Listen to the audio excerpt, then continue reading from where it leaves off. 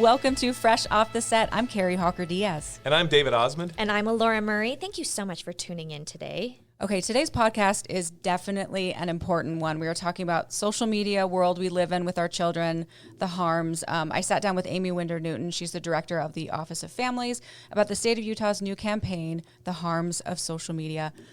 Oof. What do you guys think? This is a heavy topic, guys, and one that I think comes up in conversation at least every week. Yeah. Multiple times a week with different circles that I run in. It's a problem for everybody and something that we're all facing. So we're trying to figure out, okay, how can we do this? I'm anxious to hear what she has to say, especially coming from a legislature and governing body, what they're going to be able to do without being too invasive and allowing the freedom, but also helping to direct and carve a path, because these kids and kids of all ages, right. Adults are just as addicted.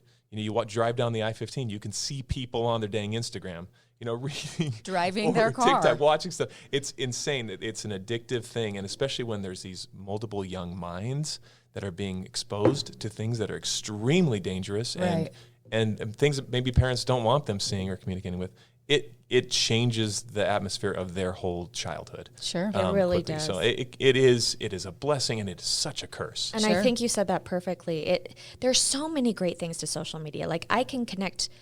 Some of my best friends live in England, and social media helps me connect to them easier, and family that's not close to me. And there's so much good. But I remember when it first came out, I had issues with it. That comparison game, that they're here, should I be there? They're friends with this person. This person unfollowed me, and I remember being an adult, and that being a little hard to deal with, and navigating this world. And I feel so bad sometimes for these kids who are like, maybe you're home alone on a Friday night and you see that your friends are out there at a party you weren't invited to, or someone is being mean and just has this, they're behind a screen and they feel like they can say anything. Like there are just so many things that these kids are dealing with that I never dealt with as a child, that I feel so bad for them. And I mean, kids are resilient, they really are, but some of the stuff they deal with social media, I feel so bad, but yet I worry at the same time. It's like this twofold thing. There's the bullying, there's the exposure to content that is just horrific and damaging, and changes their mental capacities. They're growing and learning, and then there's also the dangers of those that are out there trying to get in touch with our kids that shouldn't be in touch with them. My buddy, the late great Colin Karchner, talked about it. He said, we love Colin. He'd been on the show multiple times. Yeah, his whole big thing was, of course, smartphones are dumb. Like, don't do it. You're handing a rattlesnake to your child. It's going to bite them. Right. When do you want them to be bitten? It's like, just don't do. I mean, there's ways to put regulations around it, and I think for all of us, we need to really control how we spend our time, how productive we are, utilizing that power of social media and connectedness for good. We're more connected than ever and more disconnected. So absolutely. If we can find ways to focus on utilizing it for positivity, great. But man, it is a hard conversation. I'm anxious to hear what Amy has to say about it. Yeah, it is. It's a tough conversation. And she is a parent herself, so she talks about what she's done with her own children. She has some really good advice. This is a good one.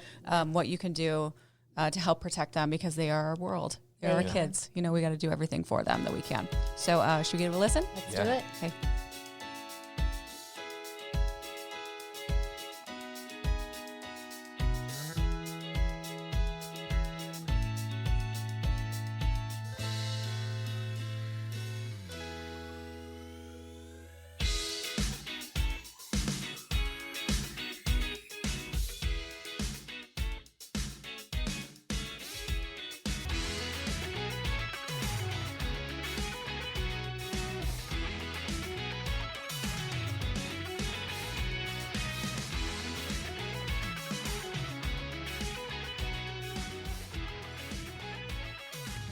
I am really excited to have this conversation today with Amy Winder Newton. Thank you so much for being here. I'm so happy to be here. We're always happy when we can talk about how to keep our kids safe. I mean, these are the important conversations to have, right? Absolutely. Okay, let's dive into it. Give us an overview of this new campaign that the governor launched. What is it? Well, so to back up a little bit, just over a year ago, the governor started talking about his concerns with our kids and their mental health. And one of the big drivers of that concern is social media. I mean, if you look at the data from 2010, when social media became a thing, until now, self-harm, anxiety, depression, like all of these issues with mental health have just skyrocketed. And so this has been a big priority of the governor's. And we started with some legislation this last year. And then he announced that he wanted to do a campaign to warn parents of the harms of social media for their kids. And so that's what this campaign is it's our attempt to be able to help parents understand what the effect on social media is for their children. Yeah, sure. I think we've all felt this for a long time, worried about our kids and the effects that social media have. I was in high school in the 90s, and so I didn't have any of this. Yeah. And I have a 6-year-old daughter, and I worry about her future, as I know many parents do, and they're sitting there and they have teens right now thinking, what do we do? Do we take it away? There's so many elements and so many levels to this. What is the goal of the campaign? Well, we want parents to understand why this is harmful. And honestly, the goal is to help give parents the tools they need and help them be brave and bold in reconsidering social media for their kids. I mean, that really is ultimately what we are hoping will happen. Because at the end of the day, I've seen some surveys where parents want government to come in and solve this, and we're trying. I mean, we're putting guardrails in place. In fact, everything from suing social media companies to the legislation.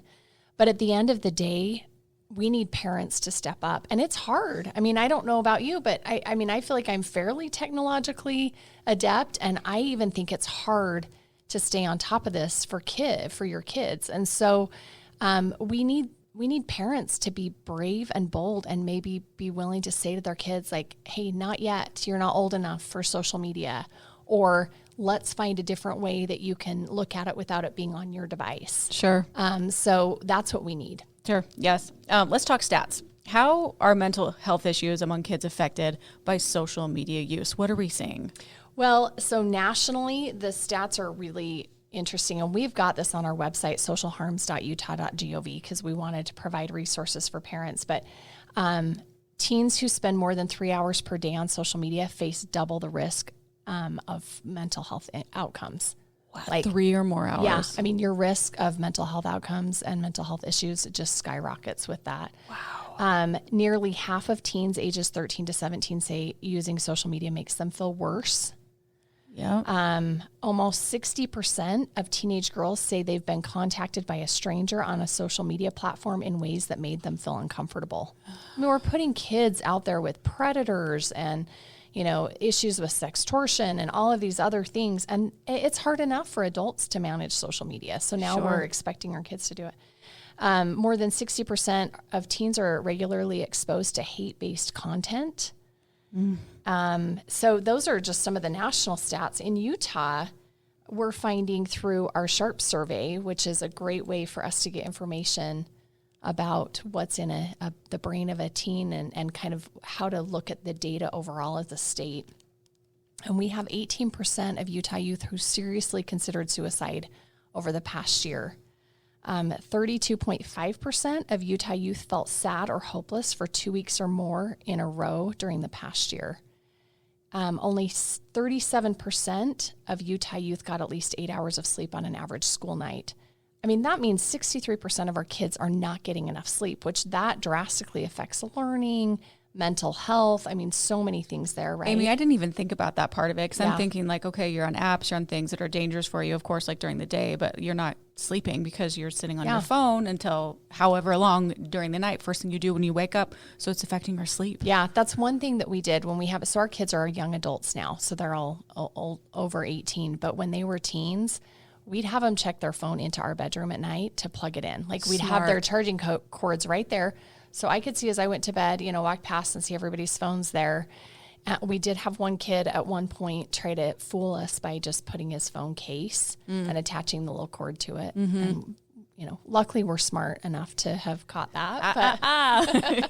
She saw that coming. But, that's huge. If parents can start there, get those phones in your bedroom so you can see that they're there, because some kids, like you put them in the kitchen, those kids will sneak back to the kitchen and grab their phones. They're so addicted and they don't want to miss out. But there's something so good for them to have a break from their phones. Sure. So, We almost need someone. I sometimes feel like I need that. Yeah, Someone to me take my too. phone away from me. I you know? agree. So I understand that. So get this, 53, this is a Utah stat, 53% of female high school students had persistent feelings of sadness or hopelessness. That's a 53. 53%. That's a 61% increase since 2009 when social media became big. So the data is so clear on this. Like we have to do something. We need parents to step up. Yeah, we're not only feeling this, we're now seeing the Yes, numbers. exactly. Yeah. What do you think personally of all of these stats? I think they're so disturbing. I look at the state and the number of kids who are experiencing mental health crises, and we're doing so much as a state. I mean, everything from receiving centers to mobile crisis outreach teams to the 988 number. You know, we have all of these things. We are lacking staff. We do not have enough mental health professionals to fix all of our problems here in the state. And so what this comes down to is we've got to look proactively at how do we prevent mental health issues. And we know social media is a huge driver of mental health issues for teens and for children. And so this is something that we've got to tackle on the front end, because you know you're exposing your kids to so many things that they aren't ready for. And the addictive algorithms that the social media companies have is making it hard for these kids to say no. And yet they know in their hearts, they know this isn't good for them. I mean, when we ask teens, the governor, as he's gone around the state this last year and visited high schools, he asks them, they know it's not good for them, but it's so tied to their social network that it's hard for them to pull away. They need help. They need support from parents and teachers and other adults in their life. They need a community They to help do. them. Yeah. What is your role personally in this campaign, Amy? So I am the governor's, I'm a senior advisor to Governor Cox, and I'm the director of the Office of Families. So, which is a new initiative that he started last year. I'm so excited about this, by the way. And my whole goal in this, I mean, I'm a one-person office right now, so it's not like we have a lot of staff and everything, but my charge is to look at upstream proactive policies to strengthen families so we get better outcomes for our kids. We want to do the proactive upstream piece. We want to look at what policies need to change so that we can help families and not have to pay for all of these fixes later on when we have things that aren't helpful for children and adults. So that's where I got involved. This is one of the governor's big initiatives, and so I've been able to be involved in this. And we're working with the Department of Commerce. They are the ones who are regulating social media companies, and the Department of Health and Human Services. Obviously, they have a deep care for mental health in their role. And so it's been a great partnership to work with all of us on this campaign. Oh, so good. So good. We have this going. How long did you say it's been going? So, A year? Yeah, well, we started it in just this last fall, and it'll be going until the spring. Okay. So, yeah, so about a 9-month campaign. How do you think this campaign will help kids specifically? How it will help educators also and caregivers and parents? Well, I mean, again, you know, we need them to understand the stats. We need parents and caregivers to understand the statistics. We'd love to have our school officials recognize what an issue this is and be willing to be brave and say, hey, we're not going to have cell phones in the classroom anymore. That's something else the governor cares deeply about. I was shocked. So I have a 6-year-old. She does not have a phone. We are not planning on getting her one for a very, very, very long time. But I was shocked to know that those rules don't exist. Yeah. In schools. I don't know if it's... I mean, some schools do. So they leave it up to the individual schools and school districts. And we have some schools that are like, no, we're not doing cell phones in classrooms. And there's even some Evergreen Junior High and Granite School District, they don't allow cell phones in the school at all. So it's great to have them out of the classroom because it's so distracting for kids to even have them on their person. Yeah. But then to not have but then they leave the classroom and they're glued to their phone as they're walking down the halls or at lunch. The effect of that with human connection and their ability to make friends, like that's affecting them too. Just keeping their phone in their bag in the lockers. Keep it in your bag or in your locker. Don't bring it at all, whatever. But you know, one of the hard things about this is we have parents who are throwing a fit about, well, I need to be able to get a hold of my kid. And I think back to when we were in school, like, hello, your mom would just call the office and they'd go grab you. If there was an you knew emergency. you were in trouble Like, too. if you need your mom to text in the middle of your history class to ask what size of pants you wear because she's out shopping, like, come on, parents. Yeah. We got to do better. I feel like that's on the parents' side. Totally, So that's what you're totally. seeing from parents with Yeah. these rules is they want to be able to get a hold of their kids. Some That's of what the they're parents saying. have pushed back. Others in school communities that have just kind of embraced this culture, the kids are thriving. I mean, their test scores are increasing. They're probably happier. They're happier. Like, it is so good for them. But we've got to get parents past that hurdle of being worried about having, being able to get a hold of their kids at a moment's notice. And it's hard. So we hope that our community councils get involved, our school administrators, and that they can sit down and say, what do we want as a community? Sure. What do we want to do? But yeah, that's a huge issue as well. How have you seen so far this campaign make a difference for children and adults? We talked about that just a little bit, but Yeah, so I mean, we actually did a survey before we started the campaign to see how parents felt about the legislation, how they feel about their kids on social media, what they know about it, and we're going to do one at the end too to just see how that's changed. So more to come on that. But I will tell you, we've had people from around the country contact us in Utah because they know Utah's leading out on the social media movement. that's so impressive. Yeah, so it's cool. Everything from our legislation, we are the first state to take a strong stand legislatively. I was just going to ask you, on is this that. nationwide? Or are we seeing like in our state, we're starting to do this? Well, it's nationally and internationally. I mean, you've got some countries now who are looking at banning cell phones in schools, who are already doing things. I mean, some of them are ahead of us on the things that they're doing to put guardrails in place. One of the reasons that Utah and our legislative leaders want to lead out on this is because they know Congress needs to ultimately do something. Mm-hmm. We've got to have it's far easier for there to be a national rule in place for social media companies than to have each state have their own. That's tough.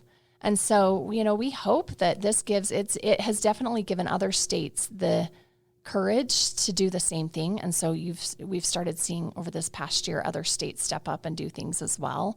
But it's pretty cool. In Utah, we lead, and we care about our kids, and we have more kids per capita We have a than lot of most kids. of our states. So we've got to have this as a priority. Yeah. And even our Surgeon General, the U.S. Surgeon General came out and said social media is not safe for kids. So this isn't just something we've made up here in our state. It's not something we're just data's feeling. clear. Yeah. The U.S. Surgeon General's come out and said this is a problem. So, and we're excited to be proactive about this. And to lead the way. What are you hearing about parents and social media, how they're feeling about it? Well, when I've looked at the different data sets showing how parents feel about it, they know it's a problem. 88% know that social media is affecting 8%. Yes, they know that there's some sort of detrimental effect on their children's mental health when they're on social media. But a fairly high number actually want government to step in, like I'd mentioned. Well, we're doing our best, but at the end of the day, parents have to be parents. And what's so hard about this is you don't want your kid to be the one left out, right? Mm-hmm. And so there's a few tips that we've talked about. One of my favorites is get together with your other kids' friends' parents and decide on kind of a culture for that friend group. So establish shared norms and practices. And this is something else that the Surgeon General recommended. So, kids don't want to feel like they're the only ones who can't have social media. So if their friends have the same rules in place, it makes it a little bit easier. If parents are like, you know what, we're going to decide that texting is better for our kids to get a hold of each other. Mm-hmm. And we're not going to allow Snapchat. We're not going to allow Instagram. We're not going to allow these apps that expose kids to inappropriate content and create this addictive nature of scrolling forevermore. And so, parents, if you can get together with your kids' friends' parents and decide, like, we're going to all do this, we're in it together. Kind of all be on the same makes it page. so much easier. Delaying your kids getting social media. I mean, 13 is kind of the age that federally they've set up for kids to have social media. But the Surgeon General even says 13 is too young. He says, wait till 16, 17, 18, depending on how mature your kids are. But I don't think a parent should, don't even consider having your kids have social media before they're 16 because the Surgeon General has said that's 13 is too young. So, and then we've got parents who have are giving it to their kids at 10 and 11, and the content they're exposed to that is just not appropriate for kids. It's too much, and their brains aren't ready for it. So, the other thing that our governor says is reconsider allowing your kids to have social media. He has a 17-year-old daughter, and they don't allow her to have social media yet. So it's okay to be brave, and it's okay to stand alone and find other ways for your kids to connect.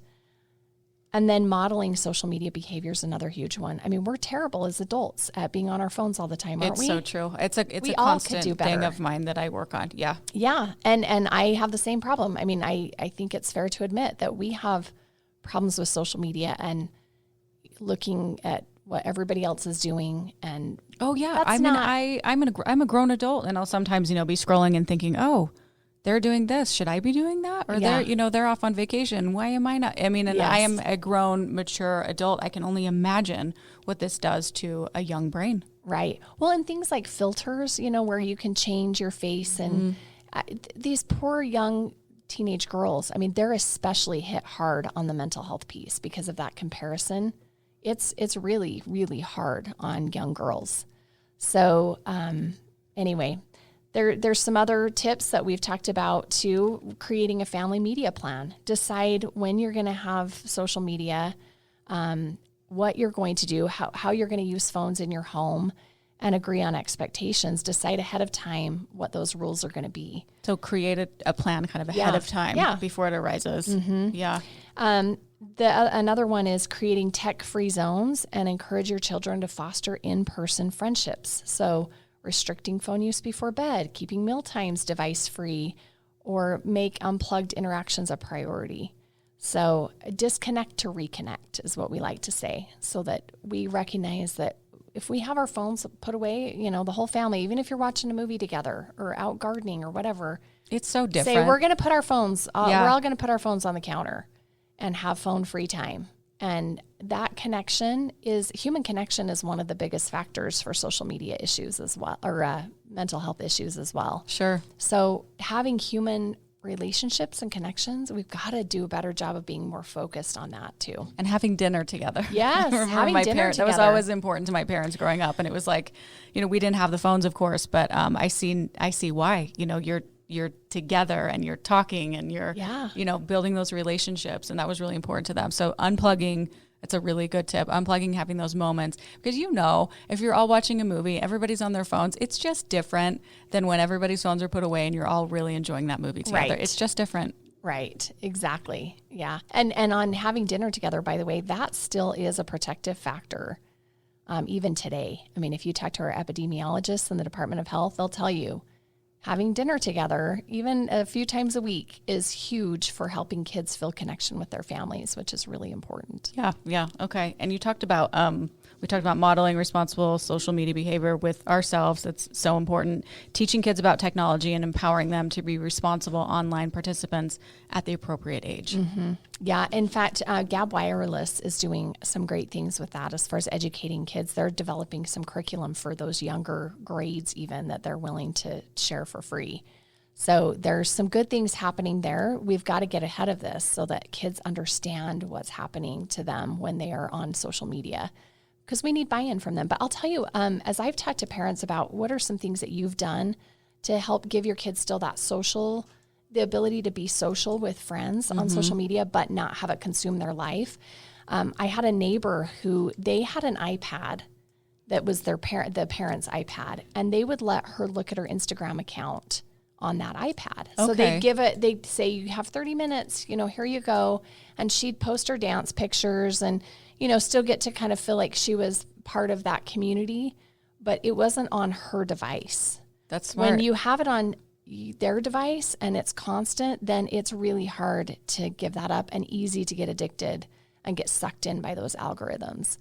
But when you have it on a parent's device, then you can set better time boundaries and they don't feel quite that same pull and connection as they do when it's on their own phone. So that's an idea too for parents who are looking to kind of wean off of this or do something different because they've maybe given in at too young of an age on social media. That's a great tip. So they don't have their own, but they still have access to and feel part of their friend group or. Yeah. I That's mean, ultimately we'd still say, don't give it to them at all. If you haven't yet, I'm glad you have a 6-year-old. So you know better now and can make those decisions accordingly. Yeah. So that's great.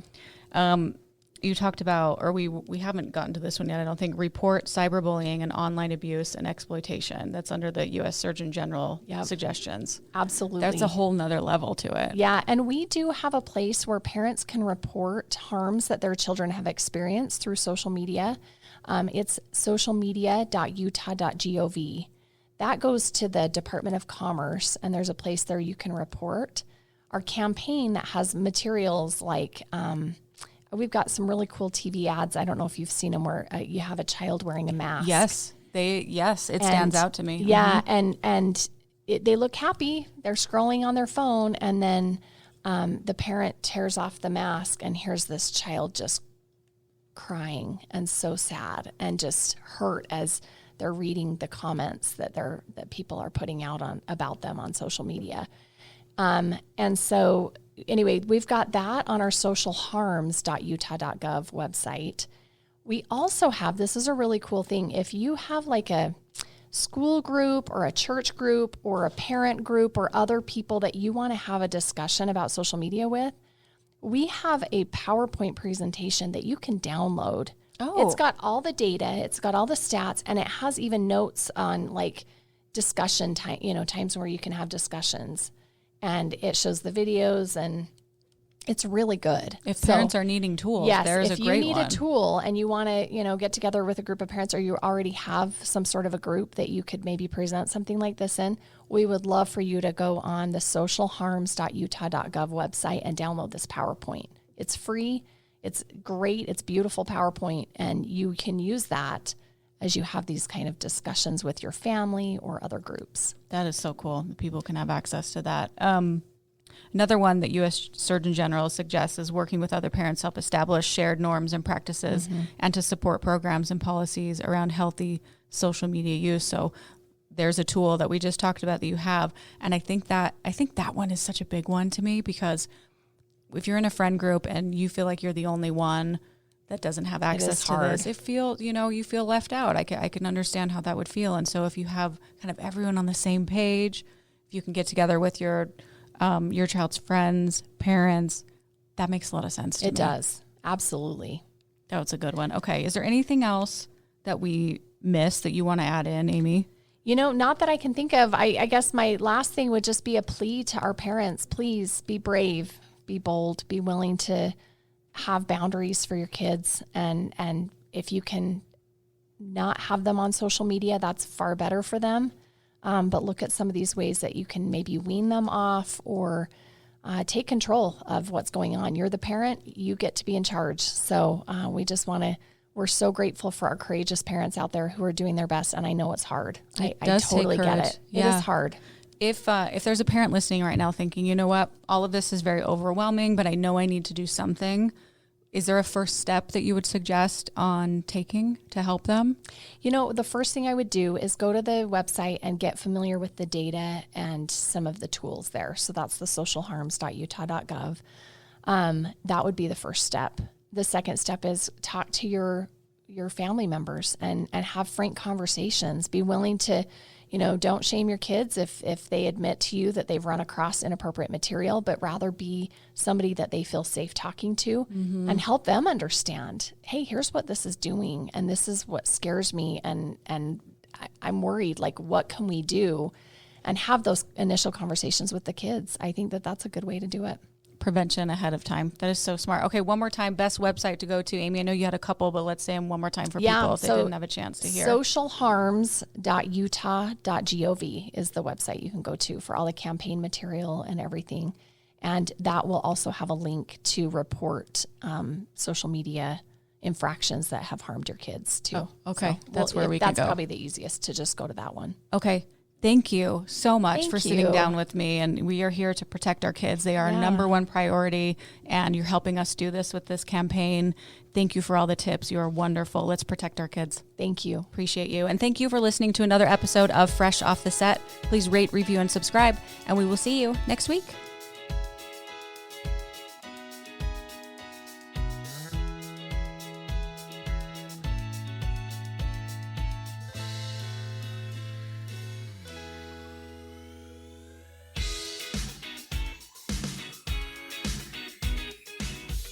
Congrats, you made it to the end. If you want to continue to freshen up your day, you can watch us on Fresh Living every weekday on CBS Channel 2 in Utah at 1 o'clock.